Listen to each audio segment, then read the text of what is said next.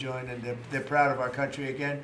JD, could I ask you to say a few words? Yes, sir. So just a couple of things. Mr. President, first of all, congratulations on yesterday. It was a big day to Marco, to Susie, to the entire team, but in particular, viewing it from this perspective where for months the fake news media attacked you, attacked the entire team, attacked your approach. You know, the definition of insanity is to do the same thing again and again, expecting a different result. The reason we're here is because the president actually charted a different course with a different team. He vested a lot of authority in Steve Witkoff in particular, and that's why we're here. It's because you did something different, and I think it's important to recognize that.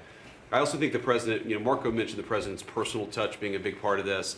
You know, the one thing I would say is obviously the president of the United States, a New York real estate billionaire, one of the most famous New Yorkers in the world, has a lot of interaction with a lot of people who are very pro-Israel. I think that was an important set of experiences and life experiences that he brought to the table. He also, of course, knew one of the most famous Palestinians in the world, Chuck Schumer, and I think without that background of knowledge, it would have been impossible to get us to this moment. Second thing I would say, just on Chuck Schumer, the president mentioned this, that Chuck Schumer said this has been very good for us this morning about the shutdown. One of the things that we talked about before all the media came in and that all of us are going to work on for the rest of the day, we've been working on for days, is how to make the shutdown as painless as possible on the American people. So while Chuck Schumer brags about this being good, and I think the president is right, it's not good for him politically as much as he might think that it is, it's causing real consequences for the American people. There's a low-income food program, the WIC program, that my mom actually used when I was a baby. That program is about to be underfunded, and it's about to get cut off because Chuck Schumer won't open the government. We have troops. The Secretary of War mentioned how well we're doing on recruitment. We're trying to figure out how to pay our troops because Chuck Schumer is shutting down the U.S. government. There are veterans benefits that are going to suffer. There are Americans that are going to suffer because Chuck Schumer refuses to do his job. So while we're all celebrating this incredible success that we've had on the world stage, the country could be doing so much better if Chuck Schumer did his job and opened the government. Every single Republican, except for Rand Paul, has voted to open the government. A few moderate Democrats, to their credit, have voted with us to open the government. We just need 5 more Democrats to come to their senses and let the people's government serve the American people. I hope that they'll do that.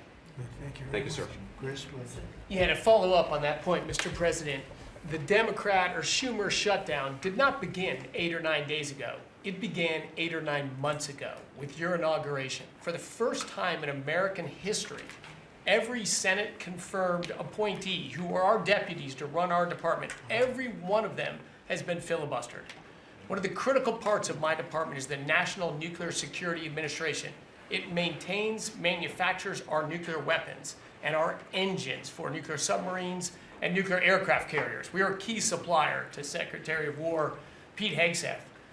They filibustered, the Democrats filibustered the leader, the administrator of the National Nuclear Security Administration, would not let him come into my department until the Republicans 2 weeks ago changed the Senate rules so they could confirm him and we could have a leader.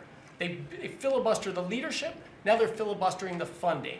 In the next 6-7 days, we're going to run out of funding, and the retooling of our nuclear stockpile, the ultimate guarantor of our sovereignty, is going to be underfunded, and we're going to have to slow down and creep to a crawl these efforts. Just incredibly irresponsible for Schumer to worry about his own reelection and not the 340 million Americans that count on the efforts of our military and all of our departments. It's truly offensive, and we need to bring it to an end as soon as possible.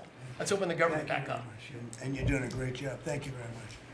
Bobby, did you want to say something? You got a lot of things happening. A lot of things. A lot of very positive things, actually. Mr. President, I'm glad you're getting bipartisan accolades on the Mideast peace agreement. You should also get bipartisan accolades on the MFN agreement. It is an historic agreement that's going to benefit every hardworking American. It's going to lower the price of drugs for every American.